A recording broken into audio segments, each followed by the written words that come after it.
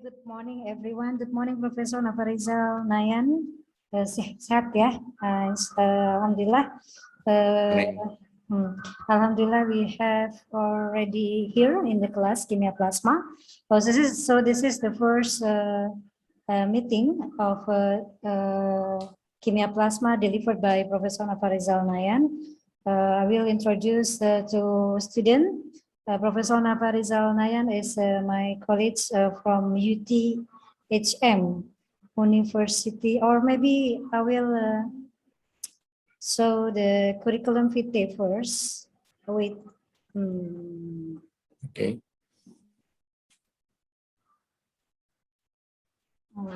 I will share.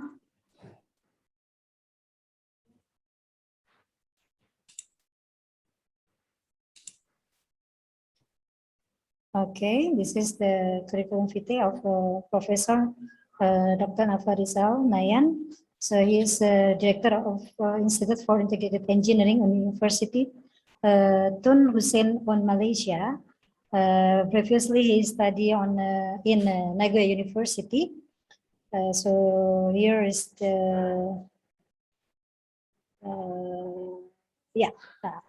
from Nagoya University from Bachelor Engineering and Master of Engineering in Nagoya University also 2005, and after that in doctoral course Doctor Engineering in 2008. So he is now in University Tun Hussein on Malaysia, but previously he also joined in the in several departments, yes, like Faculty of Electrical and Electronic Engineering. And you can, if you have a question, you can send the question by email. This is the email and this is the website. Maybe later I will share the email in the groups. And there is a 4 times meeting delivered by Professor Nafarizal Nayan. If you have a question or you want to discuss something, please be in time, and please maybe you can use this class for discussion, or maybe you can take more time in the by email, corresponding by email or others. Okay, Dr. Nafarizal Nayan, maybe you can try to share the slide. Okay. I've already opened. All right. For the student, if you have no internet connection problem, please turn on your camera, yeah.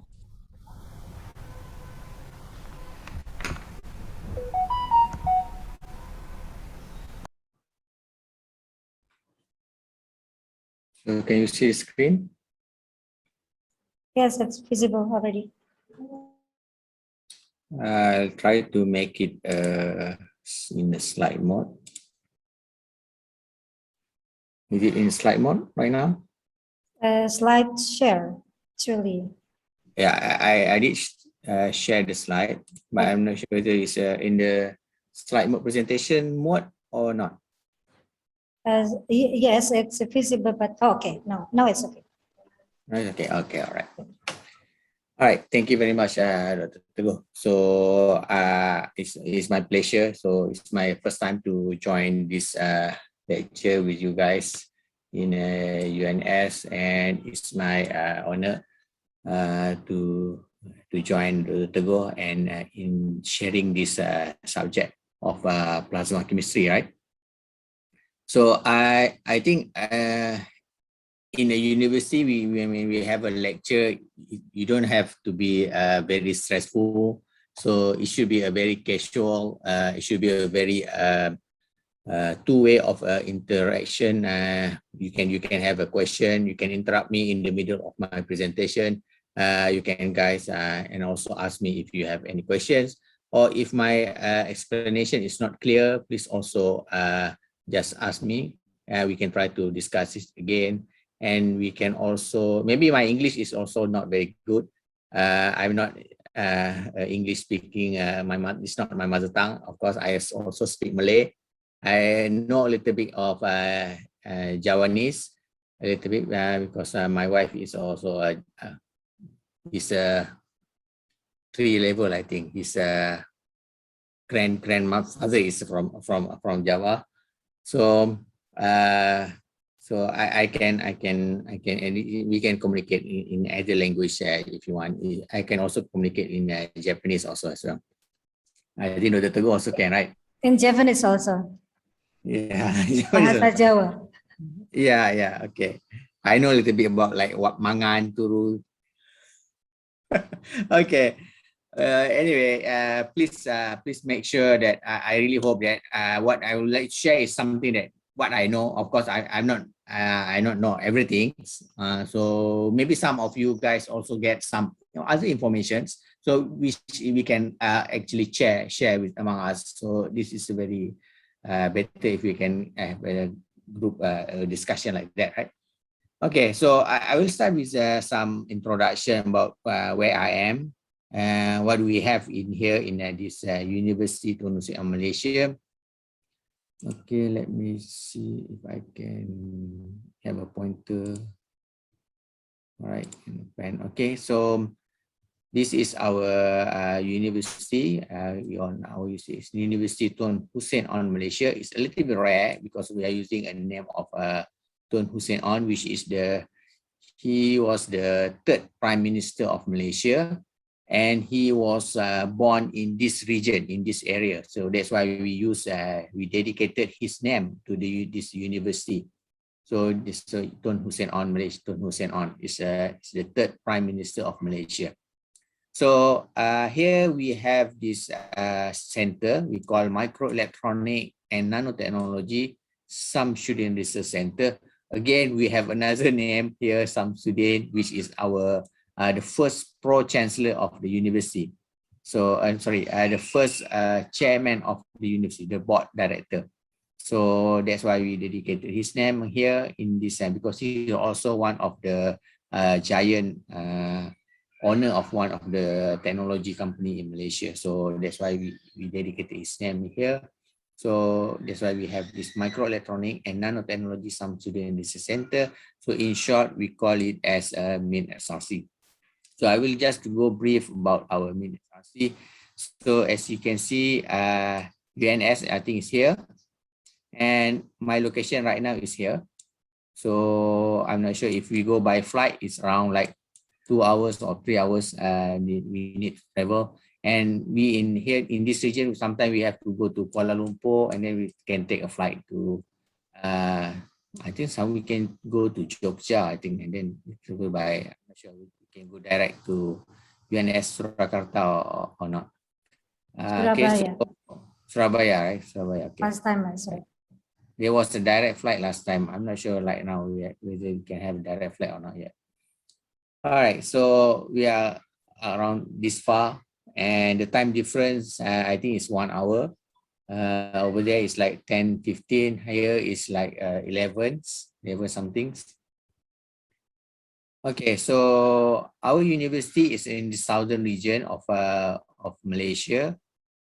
So yeah, as I mentioned here, is which is if we need to travel from Kuala Lumpur Airport, which is the main airport for Malaysia, is around 2.5 hours.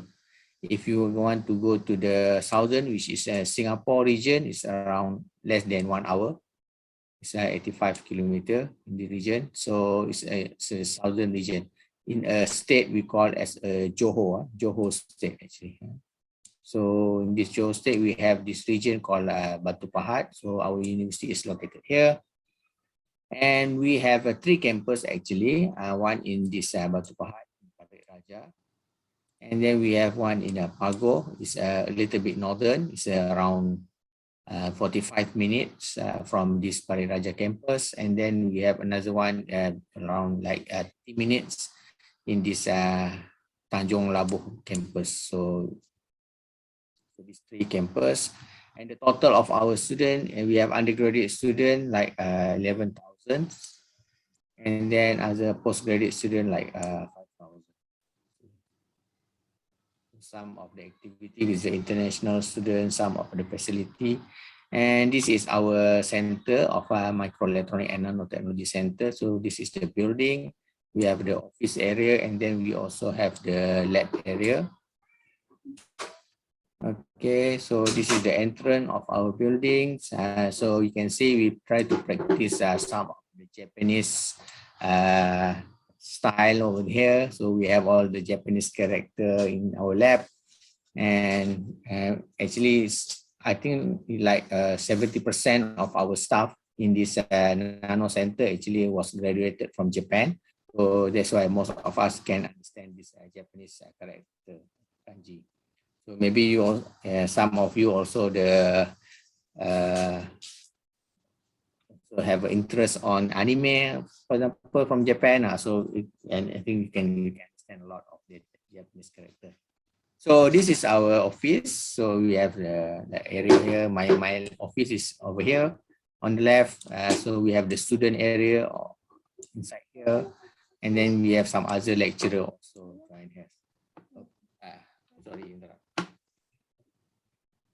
Yeah, I mean. Okay, so then we have this is our research lab. So we have this area for the facility, and then you can see the wall over here. We put all the nano imaging over here, and then you can see this is the example, and then some of the award. And so we also create Malaysia Japan corner over here, because we also have a lot of visitors from Japan as well. And some of the facility that related to the nanotechnology is we have here. If you're familiar, we have an atomic force microscope, a Raman spectroscopy, and etc. And this is one of my equipment that I'm using for the plasma, which is the sparkling plasma. So quite a bulky one. So this one we use to deposit a thin film for the microelectronic application. So these are some of the characterization tool for the plasma. So we do the plasma characterization using this system called a Lamio probe. Some of the research funding, I don't have to go into detail. So, but what I would like to highlight is that we are the first in Malaysia that to create this high power impulse magnetron sparkling plasma. So this is the first in Malaysia. We can have a very high density plasma to deposit for the electronic application. So some of the clients that we have, the industry that we have, and that collaborate with us. So plasma also can be created at atmospheric pressure. So this is the example. So another project just to show on the nanotechnology, where we have some nanographene project, and then we can create a E. coli, a bacteria sensor and detector for this one. So this is my colleague project. So this is just like an infographic to highlight on our research facility. Okay, so what do we have? Our building. What are the research fund that we achieve? The company that we created under this project, and then some of the international collaboration we have. Everything we call it as all under one roof. So we have all the facility for characterization, for deposition, for the plasma, for the student facility as well. They can have everything is under one roof. So it's much easier for the student to work. Okay, so this is another example of a plasma. Okay, I have to go to details. So this is another type of plasma that we have in the lab. Okay, where we treat the E. coli bacteria, and we can successfully see that the bacteria is inactivated. And in fact, we also expose the plasma to the fabric as well. You can see, you can change the hydrophobic property of the fabric. All right, so that's all about our center.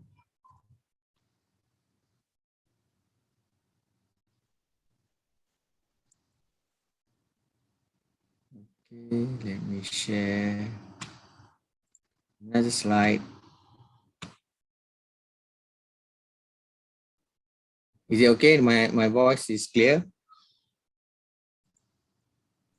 Yes, clear. Yeah, I hope I am not going too fast. Okay, so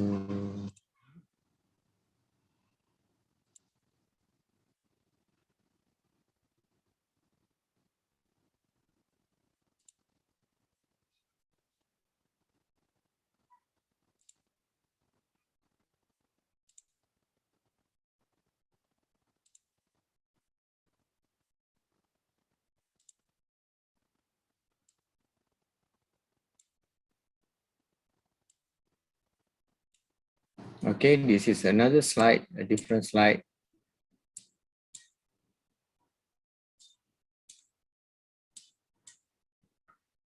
Okay, so this is the part one where I would like to discuss about the plasma chemistry.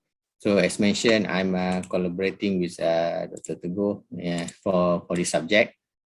Thank you very much.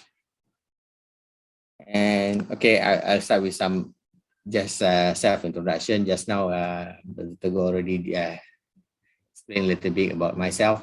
So something about myself. I have my one wife, 4 children. Okay, so the newest one is the little girl boy. The little girl over here is a 1 year and 3 months. Quite cute one right now. So and 3 boys. And my wife, as I mentioned, she can speak Javanese. When she want to talk bad about me, she will speak in Javanese, so which I cannot understand. So because I'm not in a southern region of Malaysia, my origin is in the north part of Malaysia, which is close to the Thailand. So that's why I'm quite far from my hometown actually. So which is around 800 kilometers from my hometown here. So but my wife is a local here. So that's why she can speak Javanese, because in this region there's many from Java people. I think it's 3 generation or 4 generation, something like that. So okay, so something about myself. I try to, you can actually see in this web page. I try to go to the page.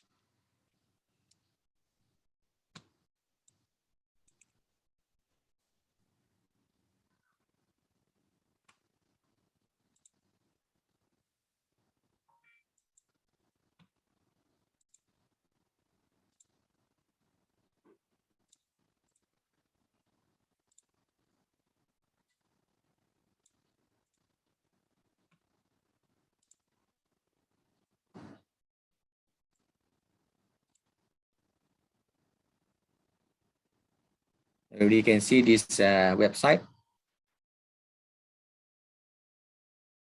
So this is majalah Science. So where I put some article about how I started this plasma research actually in here in Malaysia, in southern region especially.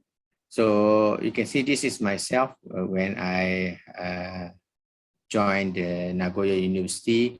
I joined Nagoya University in 1999.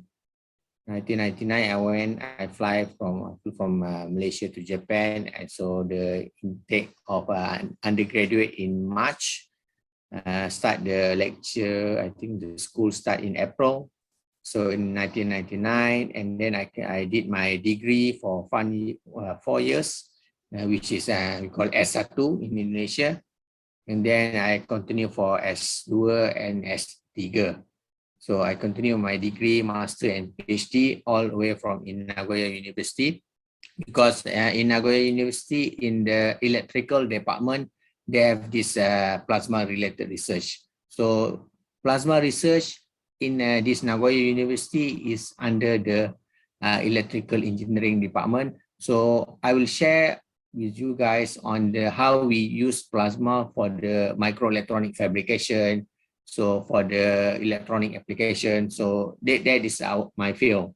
So not on the, because we also have a physics or chemistry department that working on the plasma, but they are more on the fundamental side of the plasma. But from my side, we practically use that plasma for the fabrication of electronic products. So this is a picture taken in 2019 where the university give me some they call some international award just to make sure that we still have a networking, because we started alumni association in Malaysia for Nagoya University, so that is called Nagoya University Alumni Malaysia Branch. So that's why the university give the award to us, and they give us a flight ticket to go there, and then of course it's very great. So we got this award, and so that's why I got this picture at that time 2 years ago, and then okay, so this is a picture where I did with the team of plasma research in Nagoya University. This is all the students. This on the left is the lecturer, is Professor Sasaki. So yeah, he was quite young at that time. I think this is my picture during my undergraduate study. So you can see when we were in Japan, everybody have a very long hair. So because we don't want to cut the hair is quite expensive sometimes in Japan, so we can just wait like 3-4 months until before we cut our hair. All right, so and then so okay, this is a photo of the graduation during the undergraduate. So it was in 2003. So you can see the Japanese, they are wearing the kimono, the ladies wearing the kimono during the convocations. And the convocation in Japan is very short. It's just like 1 day. During the morning session, it will be the convocation for the PhD and master. And then in the afternoon, it's the convocation for the undergraduate. It's just 1 day, they complete everything, because they're only a representative that will go for the to take the certificate on the stage. So other than that, we just take the certificate at the office. Okay, until I was a PhD.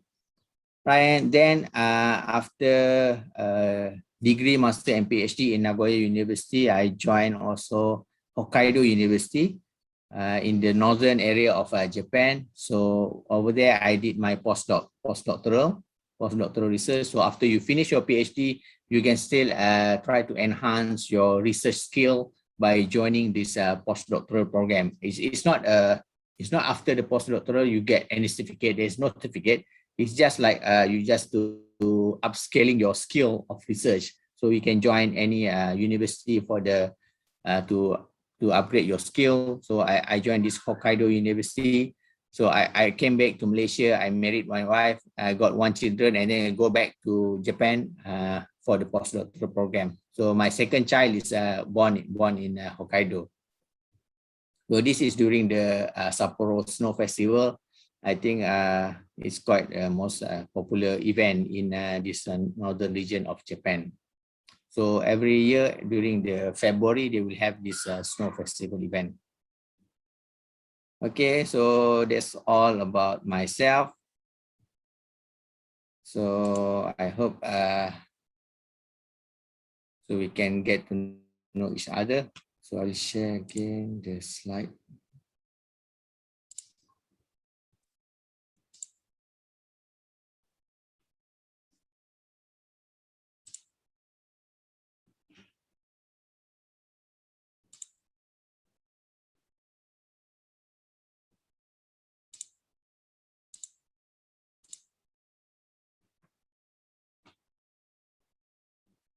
Okay, I hope everything is clear.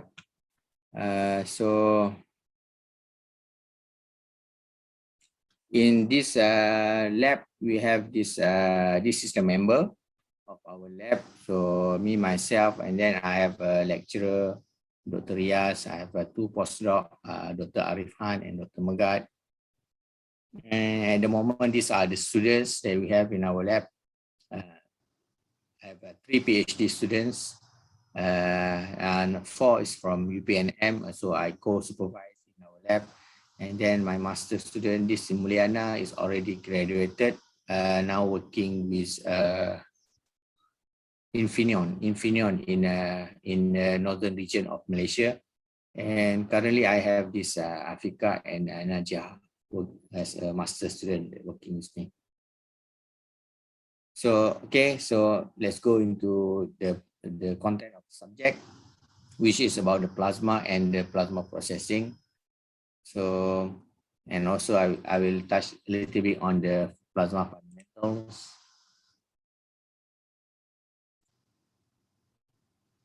Okay.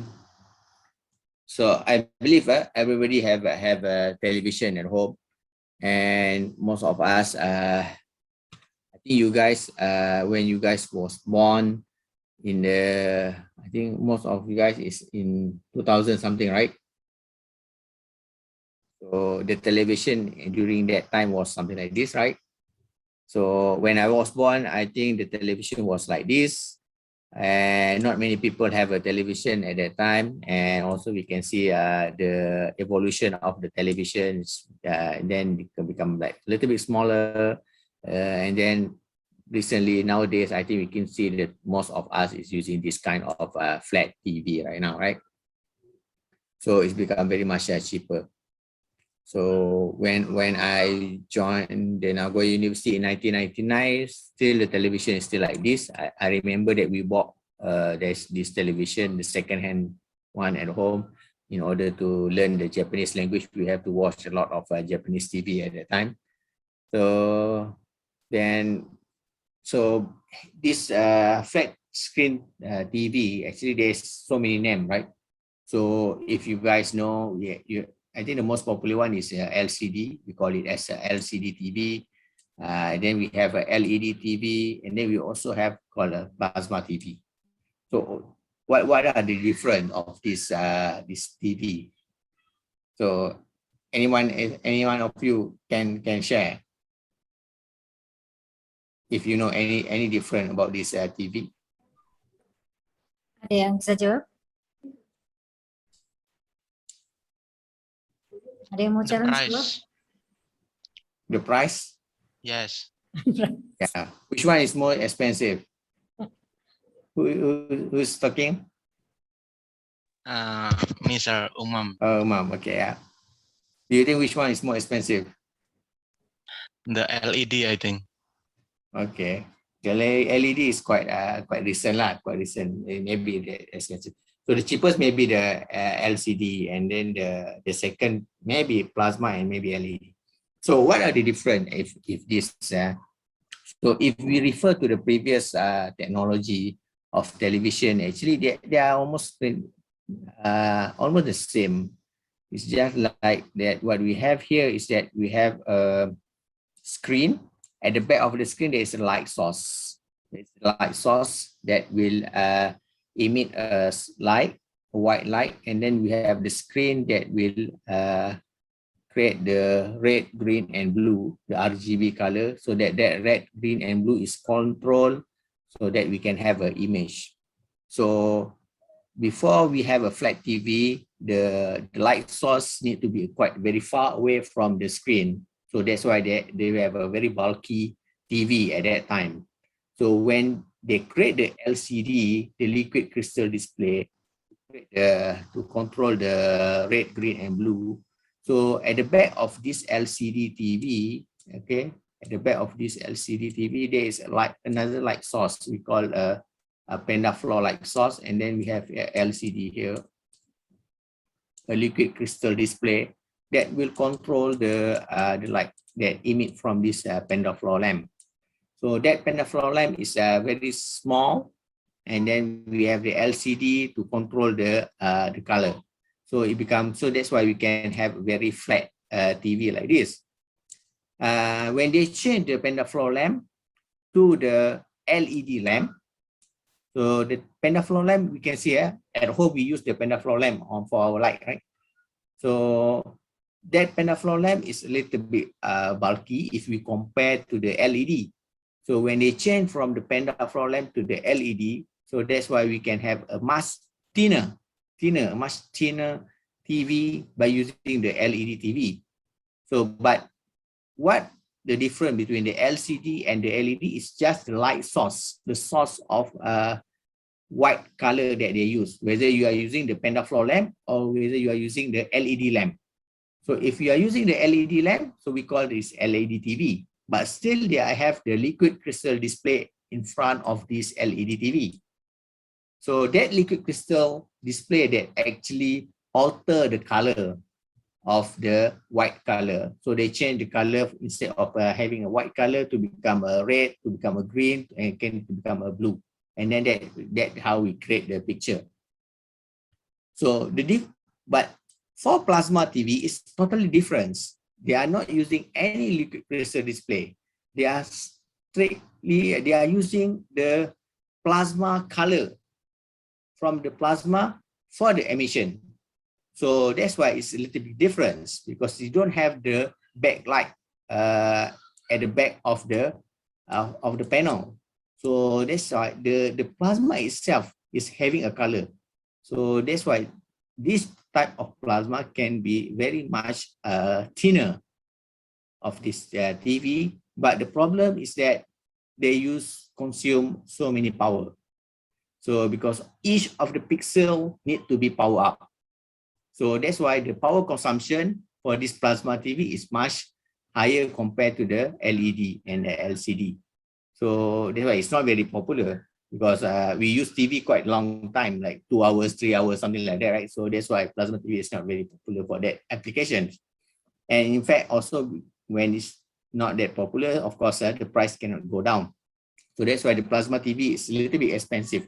But the resolution of the image should be very much better, because you don't have this 2 layer of imaging. You don't have the light source, and then you have to control the light source. So because when you have the light source and then you have the LCD in front of it, of course, the emission energy, the emission intensity, the brightness become lower, right? So instead, if you use a plasma, the TV itself, the pixel itself will have the emission. So that's why the image of plasma TV should be much better compared to the LCD TV. So these are the difference of this TV. Right? So for this subject, in order to understand plasma, I think Dr. Teguh also already shared some of the lecture, the textbook that you might be able to search maybe in your library, or maybe some of these I think also available online.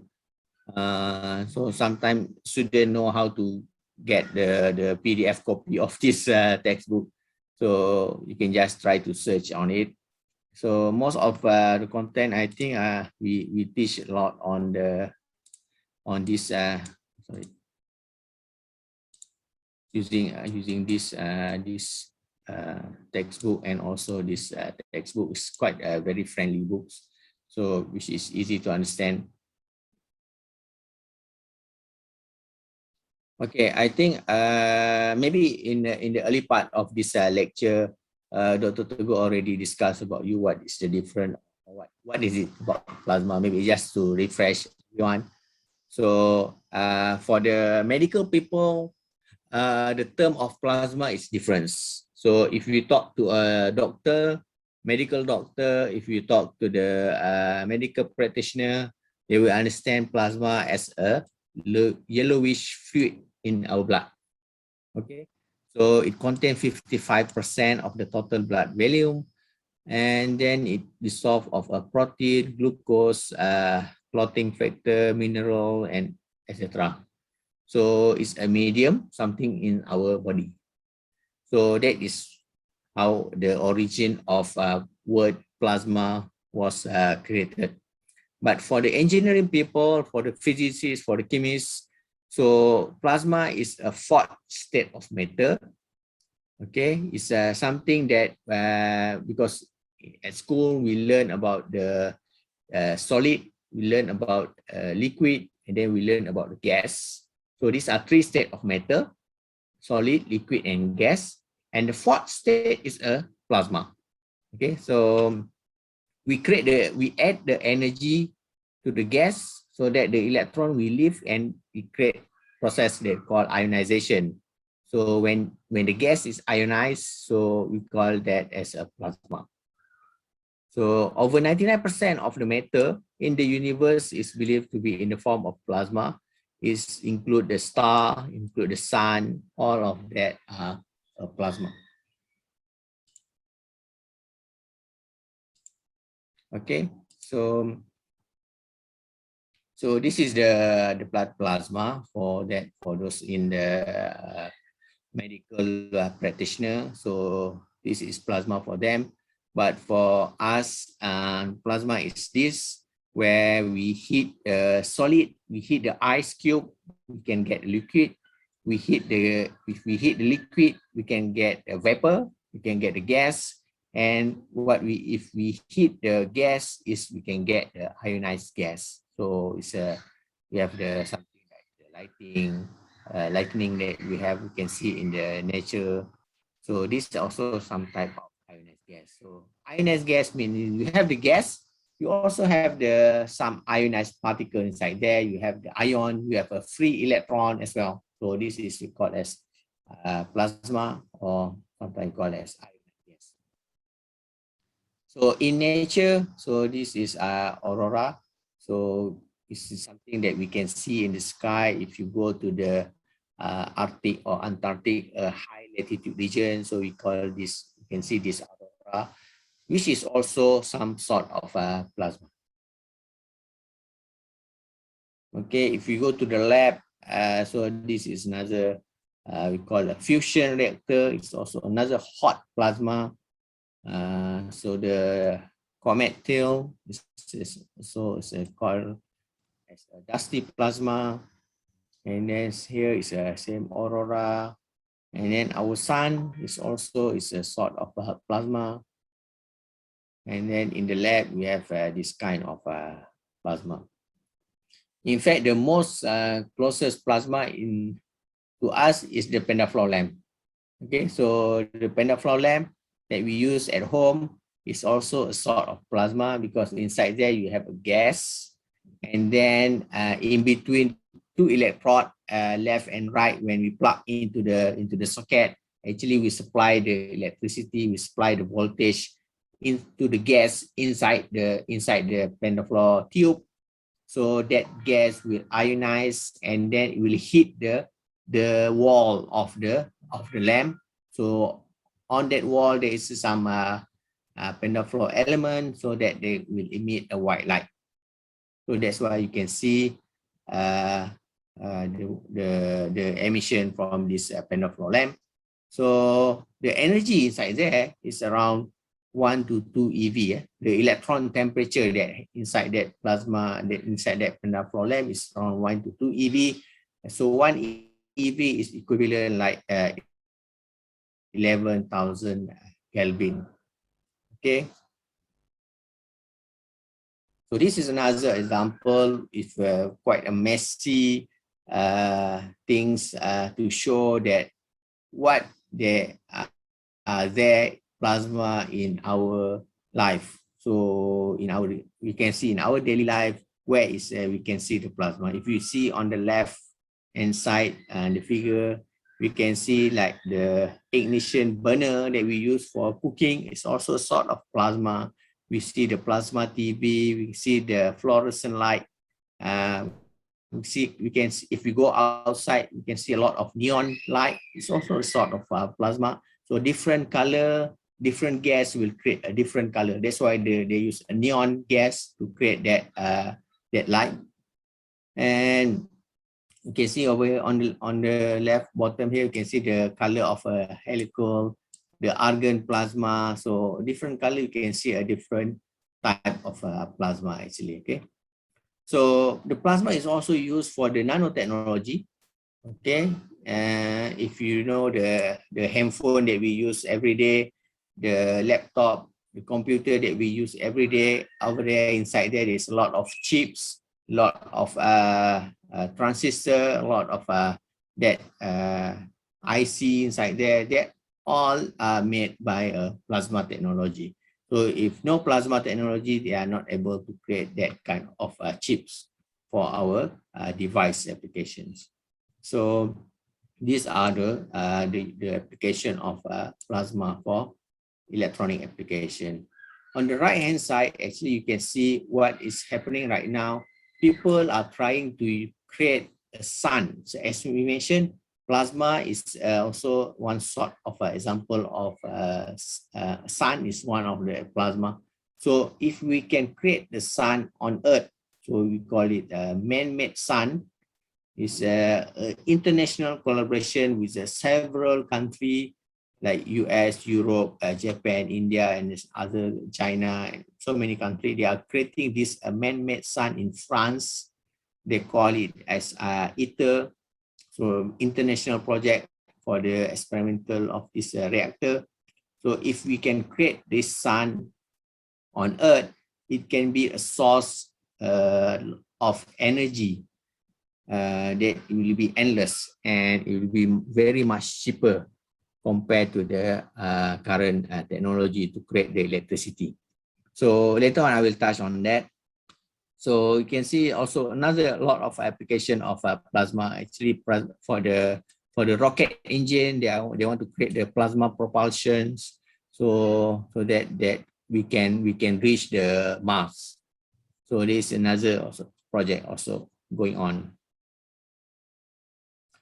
So okay, maybe some of you know this Avengers, the End Games. So which one is your favorite character? Umam, which one is your favorite characters? It's Tar, sir. Oh, Thanos. So Tar, many people. Tar. Thanos, yeah. This the big guy over there, right? Yeah. Okay. So some of the ladies may like this Iron Man. So handsome guy on the center. So this Iron Man also have his plasma source of energy on his heart actually. So the heart over here is that he used is a fusion plasma. So where it is the source of energy that will be endless. So this is the same project that I mentioned. The international, they want to create the man-made sun on Earth. This is actually the sun they created for this Iron Man. So he created the source of energy on his heart, so that it's not like a battery. Battery you can use it like 3 years, or maybe not more than 1 year, right? So this will be a very endless type of energy of plasma on his heart. So as I mentioned, ionized gas is a plasma. So how to create the ionized gas? So normally, when we during our high school, we learn that we have the atom, right? So surrounding that atom is a electron. We know that the electron is surrounding the atom, and they have their own orbit. Okay, so that atom we can strip it out from the that electron, we can strip it out from that atom. What will happen? It becomes ion. So this is an example. For example, right? You have the atom. So if the electron that's surrounding that atom, we take it out, what will happen? It become a positive ion. So we have the free electron, they will be moving around. So how to take that electron? Of course, we need another electron, or we need some other source of energy to hit the atom, so that we can take out another electron. So that's why sometimes the most basic equation for this kind of phenomena is like the argon. If we use the argon atom as the gas that will hit the electron with a high energy electron, then we will create argon ion like this. And then of course we will have 2 extra electron over here. Okay, so this electron, first electron, will be a very high energy. Okay, high energy. So high energy, and then of course after it hit the argon, argon will ionize, become the argon plus ion. Of course, the electron that we have here is much less energy. So because the energy will distribute. So this is a process of ionization. So how many percent of the gas that we have, we ionize? So that will be a difference. If we call it as a cold plasma, it's only 1 to 10% of the gas is ionized. So you have 100 atom inside the chamber, inside some I'm not sure whether you can use whether it's cloud, whether it's a chamber, whether it's some casing that you have to control to compact the argon gas. So if only 10% of it ionized, so we call it as a partially ionized and cold plasma. So the rest remain as a neutral gas. So these are the type of plasma that we use a lot in our lab. For the plasma processing tool, for the microelectronic industry, we use this type of plasma, cold plasma, partially ionized plasma. But if we talk about hot plasma, it's something that fully ionized, which is 100% of the plasma is ionized, 100% of the gas is ionized. So if you put 100 atom inside the chamber, all that 100 atom become ion, and then we have the free electron moving around. So our sun is a type of hot plasma. It's fully ionized. We don't have the neutral gas inside there. Everything is ionized. So that is the same thing that we want to create for the ITER project, the plasma fusion technology for this man-made sun on Earth. So I did cover something about that in our newspaper in Malaysia. So about this plasma fusion technology, where actually the source of energy for this plasma fusion, they're just going to use the seawater. So that's why this is going to be a very, very cheap source of energy in the future. So in fusion, plasma technology will be, if it is possible in the future, of course, it's going to be the most cheapest energy source of energy in the future. But still, there's so many things on research is ongoing on in order to make sure that this technology is available for the use. So of course, there are many issues if you want to go detail. Actually, if you can go to the internet, you can find a lot of information about this ITER, ITER. So sorry, I am not using the pen because ITER, yes. Yeah, ITER. So that is a very interesting technology that they are creating to make sure that our next generation will be we get a free source of electricity in the future. So now we have the solar, right? We have the solar, we have the nuclear fission. Actually, nuclear fission and nuclear fusion is different. So now I'm talking about nuclear fusion, not fission. The technology that they are using right now is nuclear fission technology. So this is different because nuclear fission have the radioactive byproduct, but plasma fusion or nuclear fusion don't have a radioactive byproduct. So which is very, very clean, very useful for the electricity application. Okay, so right, then this is the example of another type of plasma. So we have a lot of how we define the plasma actually is by the temperature and also the number of density. So the number of density. So example, the one that we use at home is in the range, I think the flame here is in the range of this density 10 to the power of 15 per cubic meter, and the temperature is like 100 or 1000 Kelvin, something like that. So if we go to the lightning, it's a very much higher density and higher temperature. Okay, so if you go to the sun, of course, it's going to be a much more higher temperature and high density. So this is how they classify different type of plasma, and in terms of how much is the temperature and how much is the density. Okay, in the lab, our plasma is much smaller. So this is the example of, this is not my lab. Of course, I just got this photo from the internet where you can see the lab with the chamber. We call this the chamber, and then of course inside that chamber there must be some electrode. So through that electrode they give a power so that they can ignite the plasma. So on the left bottom here you can see two electrode, top and bottom. Of course one will be grounded, one will be powered by the power supply, a high voltage power supply. It can be a DC power supply, it can be a RF power supply. There are many other power supply I will share later. So when you supply the energy and then you can ignite the plasma, so you can see some photo like this. So the most likely the purple color like this will be the argon plasma. So okay, on the right you can see also another example how they create the plasma. They have the coil inside there. So there are several configurations that we can create a plasma. Of course, each of these configuration have their advantage and disadvantage.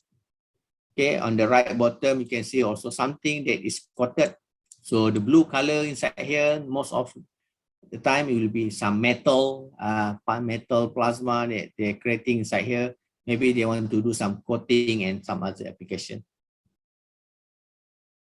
So in the lab, it's very much easy how we can create plasma. Most of the time we use a plasma chamber.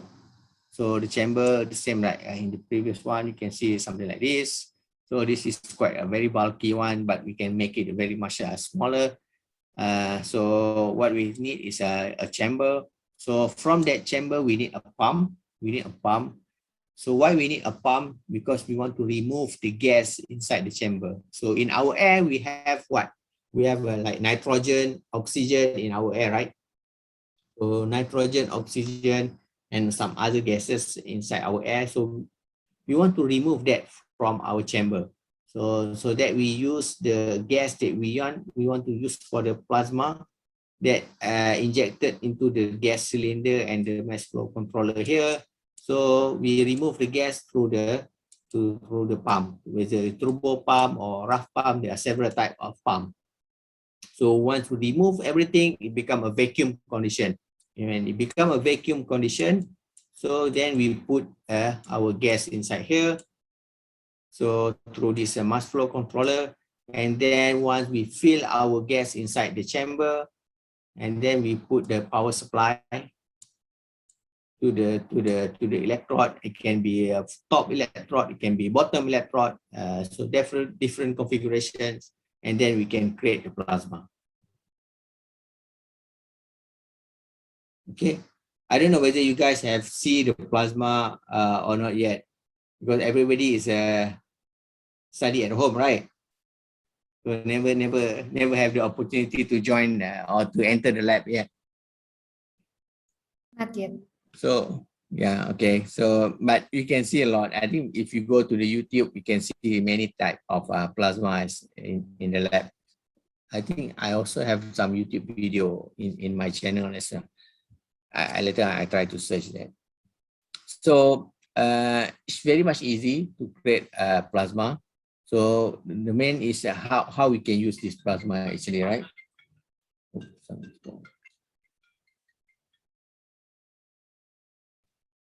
Okay, so okay, this is something to show that there's some cartoon to show that how important the technology that we need the engineers to create. We need the engineers to create the TVs, okay, or not if we only have kids to wash the paint that they color on themselves. So we need the technology to create a phone, or not if we have a phone something like this, which is so many cables kind of thing, right? So people, why we need to study, why we need to have a new student, bright student that you guys have to study, because we need you guys have to make sure that the technology development keep continue, and to make sure that will be useful and benefit for the next generation. So me and Dr. Teguh maybe working with another like 10-20 years, right? So you guys after graduation, maybe you guys have like another 30 years, 40 years. So in the future, so we really need that you guys to make sure that you are able to develop more new things, new product in the future. So that's why it's very important. So to study plasma. So why we need to study plasma? So we can say that most of us today, we cannot live without a computer or handphone, right? So I think most of you guys also sleep with your handphone, right? So everybody have their own handphone. Everybody, I don't know, youngsters now they do a lot of like TikTok, Instagram. I'm not that familiar about that, but so many software, so many application that there is in the handphone. If you watch the YouTube, I think YouTuber, we can see many YouTuber, even from Indonesia. My kid always watch the YouTuber from Indonesia playing a game. I can't remember they playing a computer a game, and then they put that video inside the YouTube. Hello guys, kind of thing. I'm not sure, but so Teguh Subianto maybe, yeah. yeah, so many, I think they can reach. I always ask her how many viewers that YouTuber already get. I think only like 1 week they can get millions of viewers. So very interesting. So they can create their own income with that as a YouTuber. So this kind of technology is there. It will be keep improve, and many more to come. So that's why this kind of semiconductor product or the chip inside there, most of that are created by a plasma technology. So you cannot have a handphone like what we have right now. In the old years, the handphone was only using for calling and text, maybe a short text using the SMS, right? That was the old time. Now the handphone can be used for photography. It can be used for a video recording. It can be used for video conference, a class online, right just now. Right now. So everything is embedded into that one small device. So why is it can happen like that? Because we put a lot of transistor inside there. We put a lot of calculation inside there that made the system and handphone a small device that can use this one. So how to make that is small? All of that they are using the plasma. So they have to use the plasma. They have to use this nanotechnology. They have to use that kind of to create a small device. So we need a designer, engineer, technician to know how the plasma is actually behave, so that they will able to manipulate, to control the plasma properly, and then they create a more reliable plasma machine, and then you can create a more better product in the future. Okay, we can imagine maybe in the future we may not need a handphone, a bulky handphone like we have right now. Maybe all the handphone will be embedded on our skin, for example. We are not sure. Maybe all the device will be embedded on our fabric, our clothes, for example. So that will be in the future. Maybe we cannot imagine. Maybe if we talk to our grandfather, they also not imagine that the handphone right now we can communicate, we can talk with somebody in Indonesia, somebody in Malaysia, somebody in US at the same time. If we think our great-grandfather will not imagine like that, they will not have that kind of imagination, of course. So, but this thing happens. So that's why we can think that in the future, maybe the car can fly, maybe everything will be embedded on our skin. So we can think of that in the future. So that's why we still need to keep improve of the technology that we have right now. So it's already 12, huh? Okay. So 12 time in Malaysia, right? Okay. All right. So some of the fundamental of the plasma, I will touch in more detail like after this one. So what we have is a plasma we call as a quasi-neutral plasma. So we have a term we call as a sheath inside the plasma, and then we have called like a pre-sheath inside the plasma.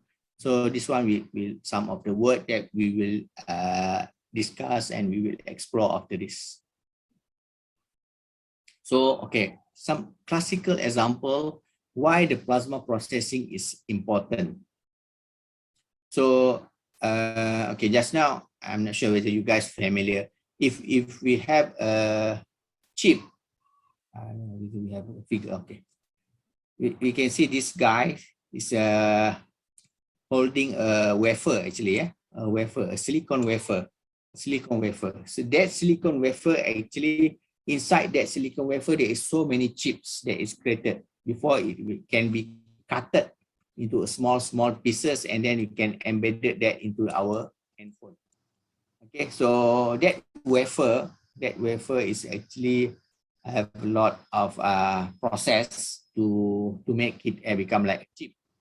So one of the process we call as a silicon etching. Silicon etching. Etching is a process of removing material unnecessary material. For example, okay, I draw the cross section. This is like silicon wafer. So this is a silicon wafer. For example, the thickness of this silicon wafer, like I say, like maybe like 220 micrometer, for example. Okay, so this is the cross section of the silicon wafer. So I want to remove, for example, this part only. For example, I want to remove this part because I want to put something else. I want to put the aluminium. I want to put some other semiconductor product, for example, inside this one. So I need to remove some of the area. So how we remove that one? We use a process that we call as an etching process. So how we can remove this silicon through this etching process? We use a gas. So we use a gas like a XeF2 gas. So what the gas XeF2 will do is that this fluorine F will react with the silicon. We react with the silicon, and then we remove the silicon from this area. Of course, we need to cover some area that we don't want to be removed. So we cover the area. So we only want to remove this area. So this area will expose to this gas. So of course, there will be some chemical reaction between the F2 and the silicon. And then they become a gas, and then it will remove away. So then we can get a pattern. We get a pattern. So we can have after the end product, it become like this. This is the cross section, kerata rentasnya. So we can see after we have this pattern. So how to get this pattern? We do the process of etching. So if we etching using gas only, the etching rate or how fast is we can remove it? It's very small. You can see the etching rate is less than 10 Armstrong per minute if we use only gas. But if we use a combination of gas and the argon beam, if we use this combination, we can see the etching rate is very much faster. It can go spontaneously increase like 60 Armstrong per minute compared to less than 10. So we can see it's very fast increment if we use a combination of gas and the argon ion beam. So how we can get this argon ion beam? This is from plasma. Okay, so because we have this, as I mentioned, in the plasma is ionized gas, so we can have the ion. So if we use the argon gas at the source of the plasma, so then we can create an argon ion here. So we use a combination of argon ion with the XeF2 gas. Etching rate very much faster. If we use plasma only, so it will drop again. So this is a typical graph to show that it is very important we use a combination of plasma and the gas for the etching process. So that's why nowadays, if you go to any microelectronic industry in many, I'm not sure what are the companies that they have over there in Indonesia, but if you go like a company like Intel, maybe you have Toshiba, maybe you have Samsung, you have Taiwan Semiconductor Manufacturing. So many of the semiconductor manufacturing company, they will use this kind of plasma combined with the gas for the etching process. So this is very useful information that you should understand. So maybe after graduation, you guys will go for the interview to the semiconductor industry. So you have to explain this kind of process that you already understood. So right. So general type of plasma processing. So we have the etching process, the one that I discussed just now. So we also have the plasma enhanced chemical vapor deposition. So the one right now I mentioned is about etching. We remove the unnecessary part, but sometimes we can also use plasma to deposit or to create a part that we want. So this is what we call as a plasma enhanced chemical vapor deposition. We deposit it. Okay, we can also deposit using a sputtering also can. We can also do ion implantation. So we have some material. For example, we have the silicon wafer. So we want to put some ion, boron ion, for example, inside that silicon. So we can use a plasma. We can use a plasma spray. We can use a medical sterilization. So many other applications of plasma processing. So in the I think we can say like before 21st century, most of the plasma processing tool that they are using in the industry right now, they are controlled by using this parameter. They control by using the power supply that they have. They control by using the pressure, the gas flow, or maybe the vacuum chamber. The different brand, different parameters. So when they control these parameters, what they are actually control is they're controlling the radicals, they control the ions, they control all the velocity, the temperature actually related to the velocity, the ion density, and the gas temperature inside there. So by controlling this parameter, you are controlling this all these fundamental characteristic inside the plasma. So this is before 21st century. So nowadays, researcher around the globe actually is exploring if we can do the type that we call plasma nanoprocessing. So we can control the ion radical density and the temperature. So we can do a smarter way instead of finding what is the power, what is the pressure. So we can do by understand the fundamental inside the plasma so that we can control. So this is much better because you don't have to rely on the brand of the chamber. So you can use a different chamber, you can create your own chamber, and then you can create the same property of your process. So these are the example how they use it for the microelectronic application. So this is a small section inside the memory chip of inside our handphone, our computer. So you can see this kind of structure. So if you go into much detail, actually the structure is something like this. For example, this is one of the trench, they call it. So how we can create inside here. So this is why we need a plasma. Okay. So this is quite an old technology actually, but you can see how we can create using a plasma to create a very deep trench inside here. So so we need a plasma for this process. If we don't have plasma, so this is not applicable. So if you want to know detail about the roadmap of the plasma technology, I think in 2012 there was an article to discuss about the plasma roadmap. I think very recently also 2000, this is 2012, there's another roadmap also written. Okay, this is another roadmap that also written in 2017, plasma roadmap. So I hope maybe you can have time try to download. And if you cannot find, I can also share this article. Actually, you can download from the internet through the campus internet. So that we can have some overview what will be the future of the plasma. Okay, some other articles about the future of the plasma science and technology.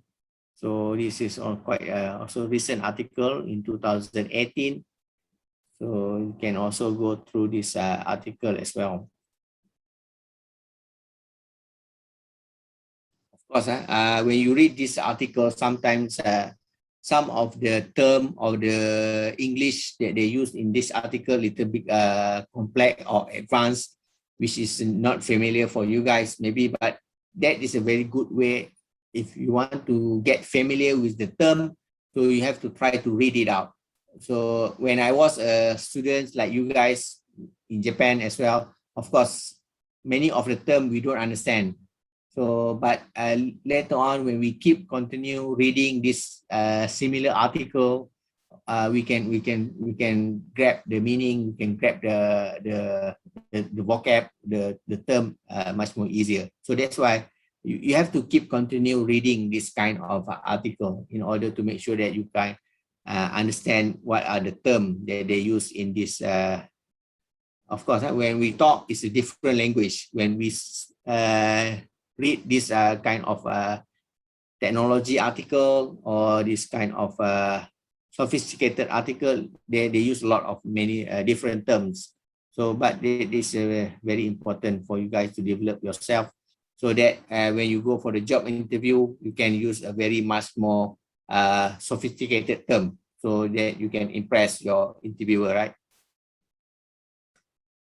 So this is also some other cartoon that available inside the I think the review article that I shared just now.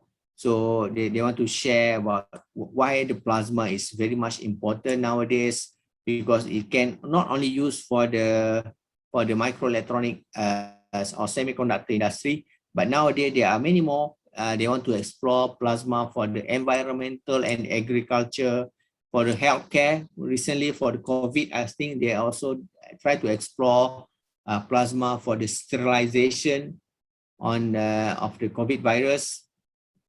And also they want to explore it for the aerospace and automotive applications. They also use it for the energy, the one that I mentioned to you, the ITER, the nuclear fusion technology. And in fact, the solar panel that we use at home, if you have the solar panel at home, or maybe some in the campus, that solar panel also they are using a plasma technology to deposit to create that solar panel also. So the current solar panel also have this kind of plasma technology embedded inside there. And the optic glass, if you are guys wearing a glass, maybe a sunglass or maybe the camera handphone, they also have some coating on top of it that also is created by plasma. Okay, so this also come from that review article to share how the plasma is in our daily life. In fact, they want to use it for the food packaging as well. So to have the coating inside the food packaging. We also do all these window coated with plasma technology as well, and many more. So you can guys try to explore into that review article that I shared just now. So these are the nano processing. Okay, is it clear? So I just want to make sure that everybody is understand what I'm talking about, so that I'm not in Malay that we call like short sendiri in Malaysia. So I hope I understand, make it clear for everyone. So if we want to take 5, for example, bisa dipahami ya, apa namanya, dari segi bahasa dulu. Ada yang bertanya? Anybody have any questions?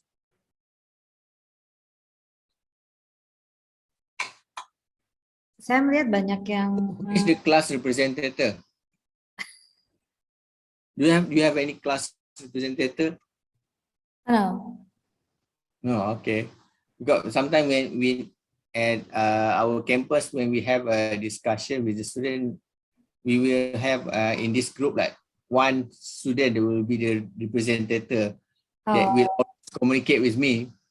So normally we select one or two students so to become the representative, so that I don't have to communicate to all students. So I just communicate with only one or two student representative to give the homework or to give the assignment, so that student will pass to make sure that their friend will do all the homework.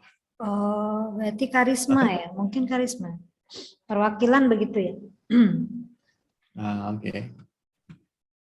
Karisma. So yeah. Okay. So if everybody understand, I proceed. Yes, Prof. I understand. Okay, good. Ada pertanyaan lain? Beberapa mungkin dari kata-kata tadi yang itu saya tulis di chat ya. Mungkin bisa diakses di sana. Okay. So I'm not sure. Later on, I think I will also share the slide. You don't have to take note all the slide. I will share the PDF copy of this slide later on with Dr. Teguh. And also, I think I just post into the WhatsApp group, right? Yes, in the WhatsApp group. Yeah, okay. All right. So that is all how important this plasma nanoprocessing. I think this slide just to share about what are the process that we use for fabricating these microelectronic products, and we can how we use a plasma for this nanoprocessing. So the first step, actually, we use it for the thin film fabrication. So we want to deposit a thin film. So by using a plasma, so we can see, for example, we have a substrate here. Substrate, it can be glass, it can be a silicon wafer. I think that is the most of the time we use. We can be sapphire substrate as well. So there are several type of substrate. Mostly that for semiconductor industry, we use a silicon wafer. So on top of that silicon wafer, we deposit a thin film, a very, very tiny, very, very thin film, so that by using the plasma, it can be any material, depend on the applications. For the solar cell application, they use amorphous silicons. For the microelectronic application, they can be it can be a metal like aluminium, like titanium, like gold. It can be also some semiconductor material like silicon, doped silicon, and etc. So many things they can deposit, and then after they deposit, they can have a process they call photoresist. This is the area they want to do the masking. They want to cover the area that they want to do the etching. So of course, as I mentioned, we need to cover the area that we want to do the etching or the one that we don't want to do the etching. So this is what we call as photoresist coating and development. So once you have the pattern, you have the area that you want to expose and the area that you don't want to expose, then we expose with the plasma etching. Okay. Then after that, you see the area, you can remove the photoresist, and then you have the pattern like this. Okay, you can do the etching. So what happened in this plasma etching? It can be some. These are some example of the chemical reaction that may occur. On the top, in the middle here is to deposit. We call a sputter deposition. So you want to deposit, this is tantalum, Ta, you use argon plasma for the sputtering, and then this tantalum go to the substrate, silicon here, you have a silicon here, and then you deposit a thin film of tantalum on here. So of course, it depends on the process. If you want to detail, later on we need to go into what are the process that we want to use. And then this is another example where you use a plasma enhanced chemical vapor deposition. So you have the silicon element inside here that react with the electron and then to create a silicon element for the solar cell application. So this is the feature, and then you can see how we can deposit the thin film here. Okay, so then we have the etching on the right top. We have the etching process. This is to show the example how we can react the silicon with the chlorine, with the Cl, so that we can have the SiCl4 as a gas, and then it will remove away. So then we have a pattern of silicon here. So these are many other examples. So we can also use the oxygen as a plasma actually. Oxygen as plasma, we call the oxygen plasma etching. I'm not sure if you guys can see this word a little bit small, but oxygen plasma is also can be created where the oxygen plasma is used to remove the photoresist. The photoresist that we have here is most of the time is made of a carbon related material. So to remove the carbon related material, we use the oxygen plasma, O2 plasma. So because O2 plasma, we react with the carbon. We have our fingerprint, for example, is also made of the carbon. So we can remove all this thing by using the oxygen plasma. So of course, it will create CO2, right? Then the CO2 is the gas, it will remove away from the chamber by using the pumping system that we have in the system.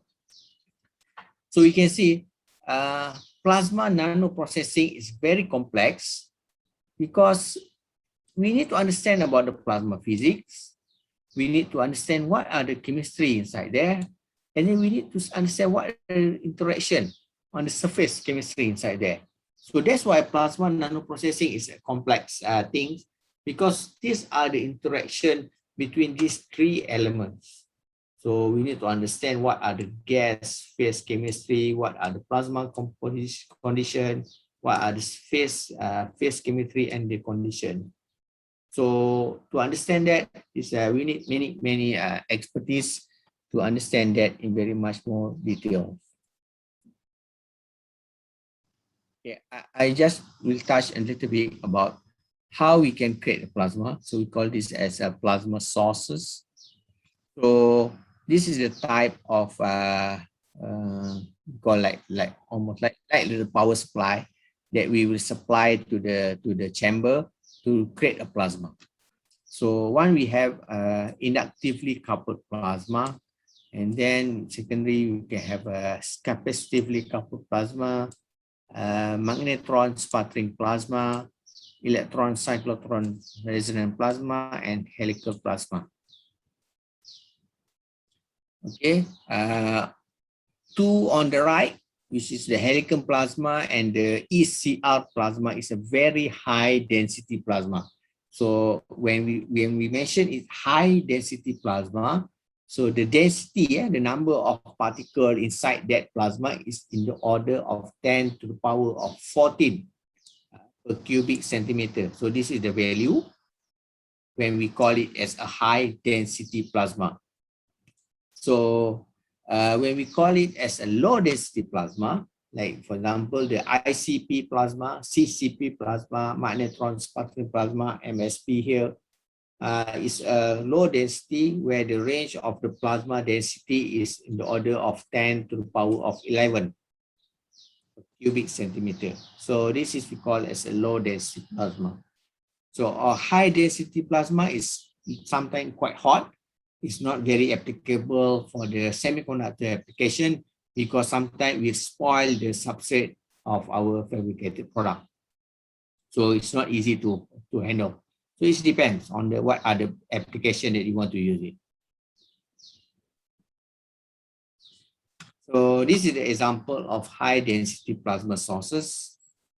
So we have the ECR plasma. a little bit complex because you need a microwave. The microwave that we have at home, for example, is a 2.5 gigahertz of a frequency like that. And then you have to have a waveguide, you have a window, and then you have the magnetic field from the outside to maintain the plasma later on.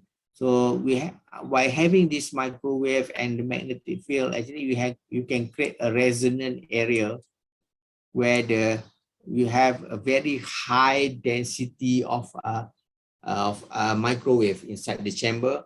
So that area will create a plasma. So this system is a little bit complex. That's why it's not very widely used in the semiconductor industry. And it's complex, and it also requires a lot of configuration. So you can see the microwave, you have the magnetic field, you need a waveguide, so many things. So, but the best part is it can create a very high density plasma. So that's why there are some other application of this one. Okay, so then another high density plasma is called a helical plasma. So you can see the picture on the bottom right over here. So again, what you have here is a complex magnetic field. Inside here, you have the magnetic field, and then you have a wave guide also inside here at the bottom somewhere. I can see. So you can use a coil. You can use a coil here that will be powered by the RF power supply. So then you can ignite a plasma, but still it's quite a very small area of a plasma, and you can create but this is a very high density. You can see a very bright region. So when we mention about high density plasma, most of the time it's also a very bright. The color is very bright. So when we talk about a low density plasma, example, this is ICP. In short, we call it ICP plasma. So ICP, you have a chamber. This is a photo of the cross section. Cross section. So you can have a chamber, and outside of that chamber is a coil. It's a coil. It's like just a copper coil. That we use it. I think most of the time you can see when they do the aircon piping, air conditioner piping. So there is a copper coil, almost the similar color copper coil that will surrounding the chamber. So that copper coil will be powered with a source of power, and then you have the grounded area. So when we supply the power supply to the coil, it will create a magnetic field inside the chamber, so that you can create a plasma. So this is we call as ICP plasma. And okay, so this at the center here. Okay, this is not ICP. Okay, this is also not ICP. This is a CCP type. So the ICP is at the center here. So what you have here is a coil at the outside of the chamber, and then you create the plasma, and you can do the etching process, so that this plasma will react with the substrate that we have here. So most of the time they use a power source as this one, as this frequency. This is we call as the RF power source, radio frequency power source, and the frequency is 13.56 megahertz. This is the standard they use in the industry. So most of the time they use this one. So of course there are also some other non-standard frequency, but it's a little bit complex to handle. Okay, the advantage of this ICP type of plasma is they have no internal antenna. So there is not inside here. It's not inside the chamber. There is no magnetic field compared to the ECR type. So why I said there is no internal antenna inside here? If we have the internal antenna, what is the disadvantage? if we have something inside here, in this antenna here, the antenna that I show here is inside the chamber, what will happen? That antenna will create some other byproduct. For example, if the antenna is created by a copper antenna, so at the end, some of the copper from the antenna will peel off and get on the substrate. So it will become a contamination. So I cannot use my substrate. I cannot use my, of course, it depends on what are the material that I want to deposit on the substrate. So there will be a contamination, it will be a dust.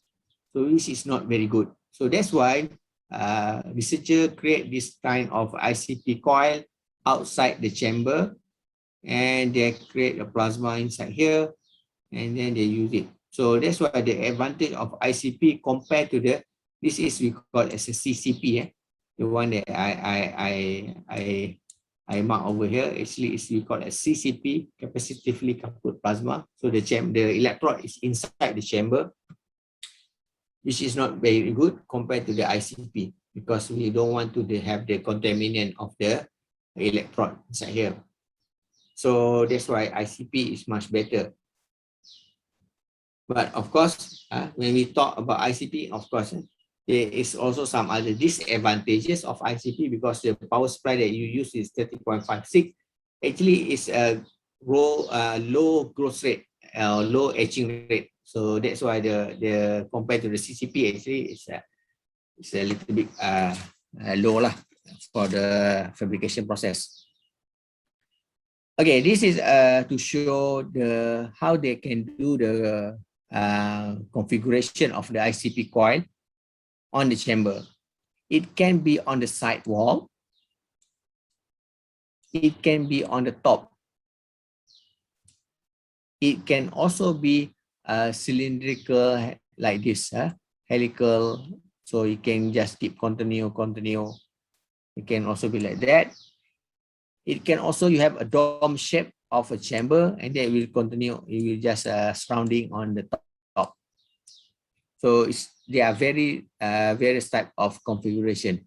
The most typical one is this number 1 and number 2. This is the most typical system that we use in the semiconductor industry. Because you can imagine, right? Because for this, the bottom one, it will use a lot of space, and you can see if you use a lot of space, it's not very useful for the industry. So this, if we see on the top, from the top view, the coil will become like this. If you see on the side view, it's become like this, and then you have create a plasma here. So if you use this kind of coil, so you create the plasma at the center like here.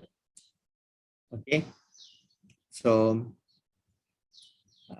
this advantage of this kind of chamber is that you can see the volume, the size of the plasma is much more smaller compared to the on the left one. So because the volume here is much more smaller. So we would, for your information, in the semiconductor industry, the size of our wafer is larger than 6 inch in diameter. So in the lab, maybe in our lab, in the university, in our UTHM, for the research purpose, we only use a wafer like a 2 inch, a 4 inch, because it's much cheaper to buy. But for the semiconductor industry, they are using the 8-inch wafer, 16-inch wafer, because they want to fabricate as many chips they can create at one time. So they can make it many more chips at one time, so which is much better. So that's, for that purpose, you need a very wide area, a broad area of plasma. So that's why the right hand side type of plasma is not applicable for the industry, but on the left hand side of plasma is much more applicable for the industry, because you can scale it up to a much bigger size, so to cater for the 8-inch diameter wafer. So that's the difference. So this is to show how we can use the ICP plasma for the etching. As I mentioned right now, the etching is what we want to do, removing area that we don't want. The all type of etching, yeah, I'm not sure whether you guys familiar for the PCB board etching. So when for the electronic students, normally we have the board for the wiring. If they want to do the wiring of their transistor or their resistor, they want to create electronic chip, electronic board. So we do that process of etching. We want to remove copper, unnecessary copper, so that we can create our circuit. So that is an old version of etching. We call it as a wet etching.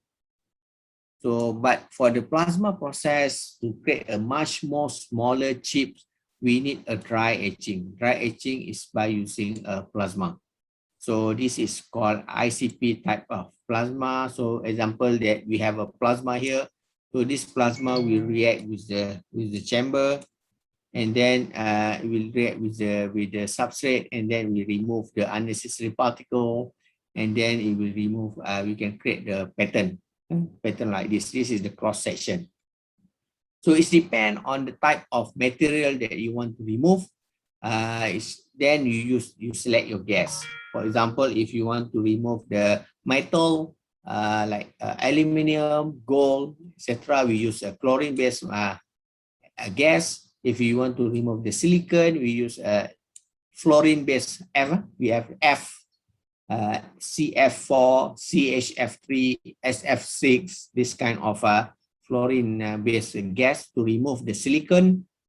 If you want to remove the photoresist, we use the oxygen etching here. Okay. Okay, then, okay, we can also use the same plasma, but we can use it to deposit, to grow a thin film. So this is example, how we can grow a thin film like this. So by changing the gas. So instead of having the gas that react with the substrate and remove the substrate, so we change the gas. Instead of using the chlorine or CF4 or oxygen, we can change it to SiH4. We can change it to some other element. So what will happen is that this element of gases will react with the substrate and grow some another material. So these are the process used for the solar panel, because they want to create the amorphous silicon on the silicon substrates. The solar panel that you see in the market, a very dark color of silicon panel, silicon solar panel actually over there. It's actually is silicon wafer coated with the amorphous silicon. So that's why you can see a dark color over there. So that is the they use this ICP type of plasma assisted deposition to create that amorphous silicon for the solar panel application. So the radical produced in plasma and supply gas drift to the surface. The radical do not chemically react with the substrate. Instead of the radical combine to form the stable chemical. So it's combined on the substrate. Okay.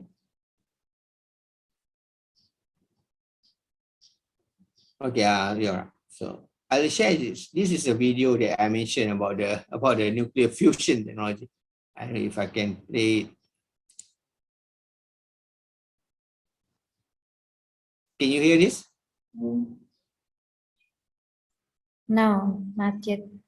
Maybe you can repeat to share the slide. You can turn off the slide and repeat the slide and check the bottom, the share sound. Okay. You can repeat the share. Close first, yeah, and then share screen again and check the share sound, the bottom of the Zoom layer. Okay. Try. I share some. Yes, check session. 35 countries from around the world are working together to construct a $65 billion machine in southern France that could revolutionize how we obtain energy. They call it ITER. In November 1985, at the Geneva Superpower Summit in Switzerland, General Secretary of the Soviet Union, Mikhail Gorbachev, proposed a collaborative international project to develop peaceful fusion energy to US President Ronald Reagan. Discussions ensued, and a year later, an agreement was reached. The EU, Japan, Soviet Union, and USA would jointly develop the International Thermonuclear Experimental Reactor, or ITER. In 1988, conceptual design work began, and engineering design quickly followed. Then, in 2001, the final design for ITER was approved. The ITER fusion reactor will be located on a 0.42 square kilometer site in southeast France, somewhere in just France. 3 kilometers east of Cadarache, the largest technological research and development center for energy in Europe. ITER will be the largest tokamak device in the world. A human being will A be very tokamak small. is a machine that has the shape It's of very a torus bulky one, or very a big. donut with a central chamber that contains the fuel. ITER will eventually use a mix of deuterium and tritium gases as fuel, isotopes of hydrogen. Deuterium, which can be distilled from seawater in significant amounts, is virtually inexhaustible. On the other hand, tritium is very rarely found in nature and is therefore only produced artificially, making it very expensive. However, scientists are working to mass produce it, lowering its cost. Injectors will shoot high-energy particles into the deuterium and tritium mix, heating up the fuel.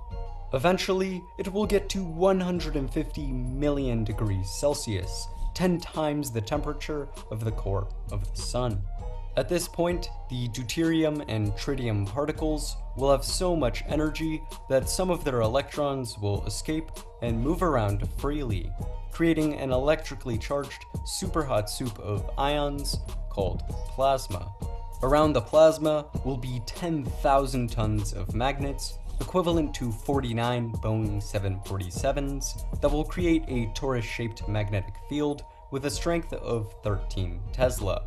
That's 1,300 times the strength of a small bar magnet. Since plasma is electrically charged, it will follow the torus-shaped magnetic field lines, staying contained. Inside the plasma, it will be so hot that the repulsive forces between the particles will be broken, and they will fuse together to form a new particle called helium-4 and a high-energy neutron. This reaction is what powers all the stars in our universe, keeping them burning for billions of years. ITER's nuclear fusion plasma will produce an incredible amount of thermal energy, 500 megawatts, 10 times more than was used to heat it. At equal fuel mass, it will produce 4 times more energy than the nuclear fission reactions that power current nuclear power plants. And unlike fission reactors, ITER's radioactive waste will be very low to medium activity and short-lived, with all radiation diminishing within just 100 years. Lastly, a runaway reaction is impossible, making it significantly safer than a fission power plant. All of ITER's fusion science will be conducted in a highly complex tokamak system. A central chamber will hold the 12.4 meter diameter donut-shaped plasma. Around it will be blanket shields, absorbing the energy from the neutrons, while also protecting the rest of the machine from them, along with diverters, which will control the waste gas and impurities from the plasma. Around the blanket will be the vacuum vessel, which will serve as a safety containment barrier. Around the vacuum vessel will be the magnetic coils, and around them will be the cryostat, ensuring an ultra-cool vacuum environment. ITER will be highly complex, however, it will not be the first of its kind. Since the first tokamak in 1958, over 100 small fusion reactors have been built. However, due to their sizes, they all use more energy than they create. The jet reactor in the UK produced a record 16 megawatts of thermal energy, but used 24 in the process. ITER's 50 megawatt input and 500 megawatt output will be revolutionary. Unfortunately though, as an experimental machine, it will not convert any of its power to electricity. However, if all goes well with ITER, another reactor called DEMO will be constructed. It would produce around 2 gigawatts of thermal power that would be absorbed by the walls of the reactor. This heat would then be transferred into steam that, through generators, would be translated into 800 megawatts of electric power, enough to supply 520,000 homes. Back in 2006, it was estimated that DEMO could make fusion energy available by 2033. Nowadays, though, it would likely not be completed 2033. until the 2050s. And even if it was built, nuclear fusion would still have a long way to go. The costs and innovation required to make fusion a competitive economic power source would be massive. In addition, like mentioned before, ITER will produce radioactive waste. The high-energy neutrons that hit the reactor wall, transferring the thermal energy, will also induce radioactivity on it and nearby components. Eventually, this will create thousands of tons of radioactive material. Furthermore, some scientists believe that building a tokamak is the wrong approach, and that other designs are more logical. Lastly, many believe nuclear fusion is just a dream, and that ITER's billions of dollars of funding should be invested elsewhere. Still though, ITER is quickly progressing. In 2005, the project site was confirmed, and in 2007, the ITER organization was founded. In 2008, preparation for the construction site began, and in 2010, excavation began. Then, in 2013, construction of the massive ITER complex started. By 2017, the assembly hall was finished and construction was 50% complete. Throughout 2018, 2019, and early 2020, the concrete support was formed and the cryostat began construction. Then, on July 28, 2020, French President Emmanuel Macron held a large celebration as assembly of the tokamak machine began. Over the next 5 years, the tokamak will be installed and all the necessary facilities will continue construction. In December 2025, ITER will have its first planned plasma. Testing will continue, and hopefully by 2035, it will begin using deuterium and tritium as fuel. If all goes well, DEMO will begin development. By the 2050s, we could have the first operational nuclear fusion power plant. However, there are still many obstacles, phases, funding issues, and feasibility concerns that need to be solved. For a while, fusion power has seemed only 30 years away. Whether ITER will finally break this cycle of delays and launch us into a new era of energy, we will just have to wait and see. If you enjoyed this video, it would be amazing if you like and subscribe for more videos very similar to this one. Also, remember to check out the comments and join the conversation. Okay, so we can see how is the future if we can have this kind of power plant in the future for the nuclear fusion. So it's going to be very hot plasma, very high energy plasma. So it's a combination of very multinational country in the world try to collaborate into this very future project. So 65 billion US dollars, very huge money. So that's why we have as a human being, I think we need to pray that we be a very successful future for the source of energy, because we know if we just rely on the oil, on the coal, so there will be some limitation. Of course, we do not know when is the Earth is going to end, but that will be something that we have to explore.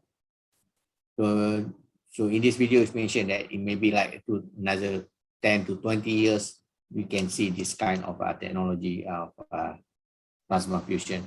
So for me, I see that this is another potential for our students to explore. So that's why I think that having to know about the plasma technology is not try to limit yourself to work in this region, to work in Indonesia, to work in Malaysia, for example. There are possibility you guys to explore and try to go beyond your comfort zone. You can go try to explore this kind of plasma technology in overseas. You can try to apply a job in this kind. I think I'm not sure how many engineers or technicians that they need for this power plant. Of course, it's a 65 billion, very massive project internationally. They need a lot of brain. They need a lot of manpower. So why France? I think why France? Maybe some maybe ask why France? Why it was developed in France? If you want to know, France is one of the developed country in the world that use a lot of nuclear fission technology. So they are one of the pioneer, I think, of the nuclear technology. So they use a lot of nuclear. They have a lot of byproduct of radioactive wave in France. So the electricity in France is much cheaper because they use this nuclear fission, the current nuclear technology. So in fact, after the Fukushima disaster several years ago in Japan, so the country like Germany tried to shut down the nuclear power plant. So when the country like Germany, some other region in the Europe tried to shut down the power plant, they have to buy the power, the energy, the electricity from France. So France use a lot of nuclear, which is not very good for the future of our young generation. So that's why I think France to try to take a step ahead to also make sure that they have another source of energy in the future. So that's why this project, I think, I'm not sure. I never visit this ITER as well, but I think it's very great if we can have a visit because so many good progress are there. So that's why I think this is very interesting. Okay. Okay, Dr. Professor Nafarizal, I think time is already 12, more than 12. So I think yeah, so I think later on I will just discuss about some of the fundamental of plasma. So now we already understand the concept of plasma, the application, how it benefits. So later on in the next class, I think I will try to share about some of the fundamental characteristic or property of the plasma. So thank you, Dr. Go. So is there any questions from the participants? ya, ada pertanyaan dari student? Silakan. Pertanyaan singkat apapun. Yeah, it's if you don't want to ask about the plasma, you can also ask about Nagoya also can, Hokkaido also can. I can try to share. Ya, ada. Hafid Nur? Ada pertanyaan?